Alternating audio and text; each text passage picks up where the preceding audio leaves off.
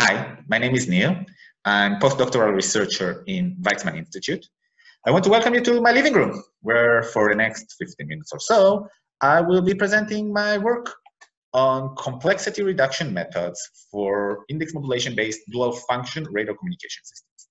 This is a joint work with Tianya Wang, Xingyu Xu, and Yiming Liu from Tsinghua University, and with my awesome supervisor, Yonina Eldar from Weizmann Institute. I will begin with joint radar communication systems, which are gaining a lot of interest recently. There are, well, among the main motivations for joint design of radar and communication system is the congestion of wireless spectrum.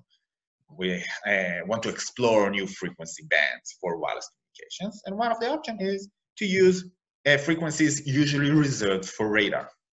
Another motivation stems from the fact that emerging technologies implement both radar and communication over the same device. For example, an autonomous vehicle has to both sense its environment using radar and communicate with neighboring vehicles, with road infrastructure using digital communication. So it's a system which acts as both a communication transmitter and a radar transceiver. So we will focus on these kinds of systems as dual function radar communication systems. Now, as for example, in the autonomous vehicle case, the targets and the receivers are at roughly the same range. This means that there's a lot to benefit here from doing a joint design of these two functionalities. Now, what can be gained by doing this joint design? Well, you can gain in size and in weight reduction. You can induce flexibility. You can facilitate the coexistence of those two functionalities. You can reduce spectral congestion. There are many, many gains you can do if you design this properly. So, how do you design a dual function radar communication system? Now, there are several leading approaches in the literature on how to design joint systems. The first approach is to use what's called separate coordinated signals, namely you transmit both a communication signal and a radar signal, a radar beam, and try to design them such that they won't interfere with one another, either using some orthogonalization or do some beamforming. The other approach is just to use communication signal and use it also for probing. For example, OFDM signals, which are traditional communication signals, are known to have good sensing capabilities. The other approach is just to design a brand new waveform, which can do both. Can do both communicate and can do radar with high performance at the same time.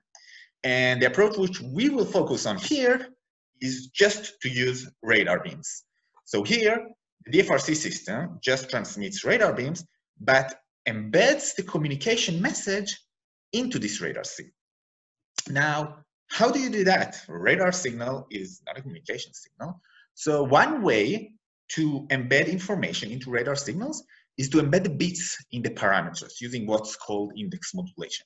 For example, if now the transmitter wants to convey the bits 101, it will transmit a waveform with some set of parameters. And if it wants to convey the message 011, it will transmit the waveform with some different parameters. So that obviously has some very nice benefits, right? From a radar perspective, you get traditional radar signaling. You can use existing hardware. You get hardly any degradation in the performance of the radar, but there are some drawbacks here. Well, first there's the bit rate, which is obviously quite limited. And there's also the decoding aspect, which can be very challenging. And this will be the focus here. So in this talk, I will elaborate on index modulation-based dual function systems and present some of our proposed decoding methods and some numerical results. I will begin with index modulation. Index modulation is a concept for embedding additional bits in the transmission parameters of communication signals. You can, for example, do it by selecting only some of the subcarriers in an OFDM signal and embed the information in the selection of the subcarriers. One can do that by selecting a channel through which it communicates. You can do it by antenna selection, namely, if you transmit from one antenna, it's these bits. If you transmit from another antenna, it's the other bits.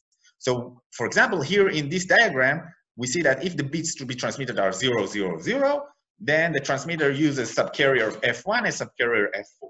And if the additional bits are 0, 0, 1, then another set of selected subcarriers. Now, this is a communication scheme, and it has been proposed mostly to increase energy efficiency and spectral efficiency. But it is a promising approach to yield dual function radar communication systems. Now, to understand that, we will begin with a specific radar scheme, what's called Carrier Agile radar scheme.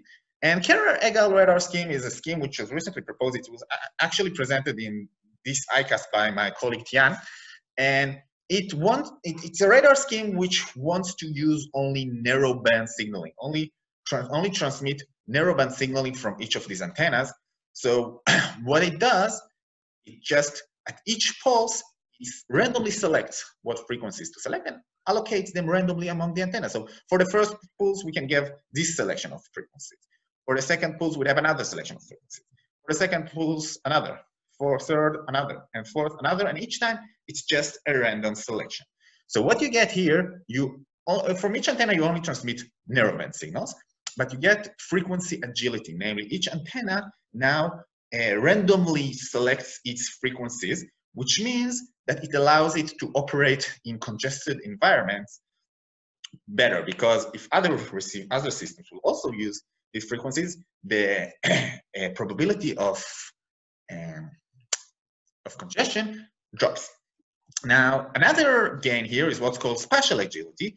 Because the antenna selection is randomized, then you can actually get improved angular resolution, and this is what we will show next. So what happens here is that the fact that you select it in a random manner means that in the ergodic sense, over a large number of pulses, you effectively use the full spectrum and all of the antennas. So you actually get the expected beam pattern as if you were to use all of the antennas with the complete frequency, and that is what you see here. So what we see on the right, that's the instantaneous beam pattern, which is not that good. But when we take the expected value in the horizon of large number of pulses, we actually get a very good directed beam pattern, which affects our angular resolution. So, but it does have another gain, and the fact that we have randomness here, randomness in the selection of frequencies, and randomness in the selection of the antennas, means that this randomness can be exploited to convey message in the form of index modulation. And this scheme is what we call MAJoRCom. MAJoRCom just take carrier Agile phased array radar, but doesn't just select its antenna allocation and frequencies in a random manner, it embeds bits in it. So if, for example, our bits are IID uniformly distributed, which is what we typically assume, then we actually get carrier Agile phased array radar with additional bits embedded in the selection of its parameters. This is actually a very spectrally efficient approach, at least in its low signal-to-noise ratio. What we see here in this plot, the area here between the black curve and the red curve, is the achievable rate of MAJoRCom, and it's comparable to using one antenna only for communication or two antennas only for communication, without even considering the coexistence issue with radar and cross-interference. So it's relatively spectrally efficient. It's not that difficult to implement on the transmitter side, and it is comparable in terms of achievable rate with using dedicated communication antennas without affecting radar performance at all. It's also practically feasible. Also in this ICAST, we show in one of the show and tell sessions a prototype which implements MAJoRCom with over-the-air signals. And we did it with build a dedicated antenna of 16 elements, and we used a dedicated radar echo generator to simulate targets with over-the-air signaling. So we can actually test MAJoRCom applying both radar and communications with this dedicated hardware, and I welcome you all to see our presentation in the show and tell session. So we have a spectrally efficient scheme, which is practically feasible, and it does not deteriorate the radar performance, but there's a big drawback here. Well, we haven't talked about decoding complexity, right? We talked about achievable rate. Achievable rate does not account for decoding complexity, and decoding is quite challenging here. Let's understand exactly what is conveyed here. So the transmitter, what it does, it first selects a set of frequencies from the complete band to use, and then it allocates these frequencies among the antennas. So we essentially have here two codebooks. These omegas are the spectral codebook, and those matrices P, they denote the spatial code. Like how do we assign the frequencies among the antennas? And the transmitted pulse is actually constructed of the transmitted waveform, a beam steering weights, and the selection matrices. Now, upon reception, we just do some sampling. And our goal now is, once we take the sample waveform, and assuming we know the channel, is to recover the transmitted frequencies and from which antenna each frequency was transmitted. Unfortunately, that's not a simple task. If we just look at the maximum likelihood here, well, we have a very challenging coupled recovery problem of combinatorial difficulty. But we do know that it can be decoupled. Why it can be decoupled? Because if we know which frequency, how these frequencies are assigned among the antennas, then detecting which frequencies were used can be carried out using sparse recovery, assuming that the number of used beams is much smaller than the complete number of available beams. So it actually boils down to sparse recovery, which we know how to solve. Now, if we know the frequencies and understanding which frequency was transmitted from which antenna, that's not so simple. You either can just do search over all possible antenna selection. You can do some greedy algorithm which recovers them in a sequential manner. And then once you recovered each one, you can do this optimization in an alternating fashion.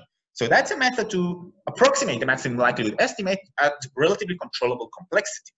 Still, while the decoupling does reduce complexity, there is a large computational burden which follows from the need to search over all possible allocation patterns. And this can be mitigated by not using all possible allocations. Namely, we are not assigning over all antennas. We just have a subset of allocations which we can use. And how do we determine that? Well, we need to select the ones which do not affect the spatial agility profile of the radar transmission. So what we do by reducing the codebook, the spatial codebook, we essentially trade data rate for complexity, and we try to do it in a manner which does not affect the spatial agility in too much. So does this work? Well, let us begin with just the decoding comparison. So what we can see here, the black curve is the maximum likelihood, the one which does combinatorial search over all possible combinations. This is the bit error rate. And in the red curve, we see what happens when we do this alternating optimization, where for the spatial allocation, we do a complete search. And in the blue curve, we see the same performance, the same situation, only here we do a greedy optimization over the spatial allocation. And what we can see is that we get relatively comparable performance, though this decoupling actually allows you to trade complexity for a slightly reduced performance, and you can actually get pretty close to the maximum likelihood decoding at controllable complexity. Now, if you want to further reduce the complexity by using only part of the spatial codebook like we propose, then yes, you can obviously do that. This is what we're showing here. So the black curve is if we're only using 2 possible spatial code words. The blue curve and the red curve is if when we use 8 and 32 spatial code words. So obviously when we use less spatial code words, the bit error rate decreases because we have less to select from, and they are more distinguished, easier to distinguish. However, yeah, we have reduced the rate. The question is, did we also affect radar performance? Because we are now not completely using every possible allocation among the antennas. So if we do it wisely, like I proposed earlier, and like I'm welcome you to see in our full paper, we can actually get relatively the same hit rate. This is the radar range Doppler hit rate. As we can see, we get relatively the same performance if we properly select how we allocate the frequencies among the antennas. So what we can see is that this approach allows us to trade complexity with very little effect on the radar performance. So what we showed in this presentation is we presented a radar waveform-based dual function system which utilizes index modulation, and it does so by integrating communication into the radar system. So we have a radar system which is able to communicate as a natural byproduct of its agility, its spectral agility and its spatial agility. And it comes, therefore, with minimal effect on radar performance, and it's practically feasible. We also demonstrated a Howard prototype, which you are all welcome to see. And we tackle the challenge in decoding by reducing the complexity by decoupling the search space and by reducing the number of spatial code words to facilitate decoding. You guys are all welcome to come and check this paper on arXiv. It contains the full details of what was presented here in these slides. And I want to thank you for joining me. And if you have any question, feel free to contact me. Thank you very much.